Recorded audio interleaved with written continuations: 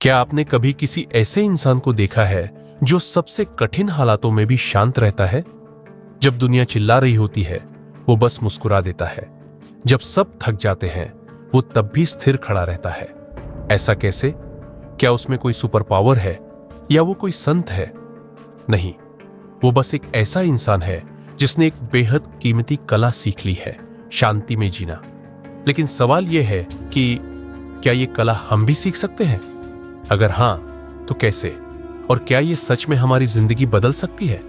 इस वीडियो में हम जानेंगे क्यों लोग तनाव में टूट जाते हैं, कैसे कुछ लोग कठिन समय में भी शांत रह पाते हैं, और सबसे जरूरी, आप कैसे ये शक्ति हासिल कर सकते हैं।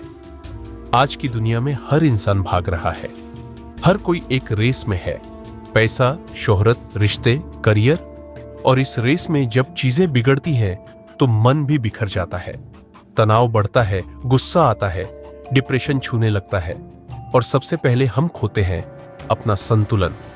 लेकिन क्या आपने कभी गौर किया है, जब आप शांत होते हैं तो फैसले बेहतर होते हैं। जब आप शांत होते हैं तो शब्द कम लेकिन असरदार होते हैं। और जब आप शांत होते हैं तभी आप सच्चे लीडर बनते हैं। मानव मस्तिष्क डिजाइन ही ऐसा है कि वह खतरे को सबसे पहले नोटिस करता है। नेगेटिव बायस, यह हमारी सोच में बसा है। हम एक अच्छी बात भूल सकते हैं, लेकिन एक बुरा अनुभव हमें सालों याद रहता है। जब तनाव आता है तो हमारा दिमाग फाइट और फ्लाइट मोड में चला जाता है और इसी मोड में हम गलत फैसले लेते हैं, रिश्ते खराब करते हैं, खुद से कट जाते हैं। लेकिन जिन लोगों ने शांति की कला सीखी है वे इन हालातों में भी सोच पाते हैं। वे लड़ाई नहीं करते, दिशा बदलते हैं।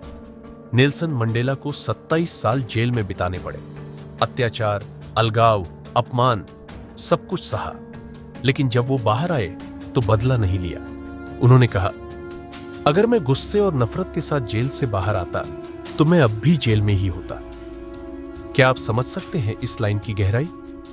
अब बात करते हैं कि आप कैसे सीख सकते हैं कठिन समय में भी शांत रहना। स्टेप 1, अपने विचारों को पहचानो। ज्यादातर लोग अपने विचारों के गुलाम बन जाते हैं। कोई कुछ कह दे और अंदर ही अंदर तूफान उठ जाता है। लेकिन जब आप अपने विचारों को सिर्फ देखना शुरू करते हो तो आप उनके असर से बाहर आने लगते हो। ध्यान, मेडिटेशन इसका सबसे कारगर तरीका है। हर दिन 10 मिनट भी बैठ गए तो आप अपने दिमाग के ड्राइवर बन सकते हैं। स्टेप 2, हर परिस्थिति को प्रश्न की तरह देखो, समस्या की तरह नहीं। जब कुछ बुरा होता है तो पूछो, मैं इससे क्या सीख सकता हूं? इस स्थिति में क्या अच्छा हो सकता है? आपके सवाल बदलेंगे और उनके साथ आपकी सोच भी। स्टेप 3, प्रतिक्रिया नहीं, उत्तर दो। जब कोई आपको भड़काए तो तुरंत रिएक्ट मत करो। 1 सेकंड रुक जाओ, सांस लो और फिर सोचो, क्या इसका जवाब देना जरूरी है? कई बार चुप रहना ही सबसे तेज जवाब होता है।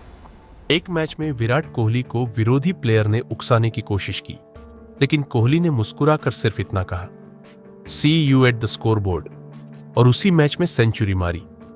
वो पल सिर्फ क्रिकेट का नहीं था, वो मानसिक शांति की जीत थी। 1, शांत रहना मतलब कमजोरी नहीं है।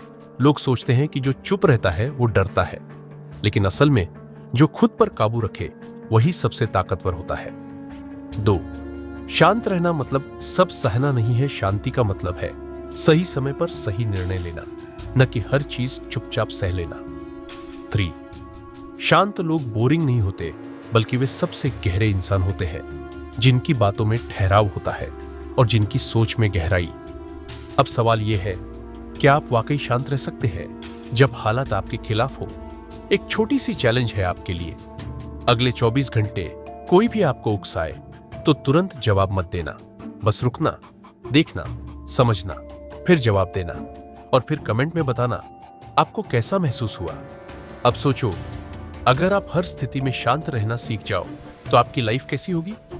रिश्ते बेहतर होंगे, फैसले मजबूत होंगे और सबसे जरूरी, आप खुद के दोस्त बन जाओगे। तो आज से शांति को अपनी शक्ति बनाओ। और अगर ये वीडियो आपको पसंद आया हो तो कमेंट करके बताओ, आप सबसे ज्यादा किस चीज से उकस जाते हो? क्योंकि जवाब वहीं से शुरू होता है जहां आप सवाल करना शुरू करते हो। शांति से बड़ी कोई जीत नहीं होती।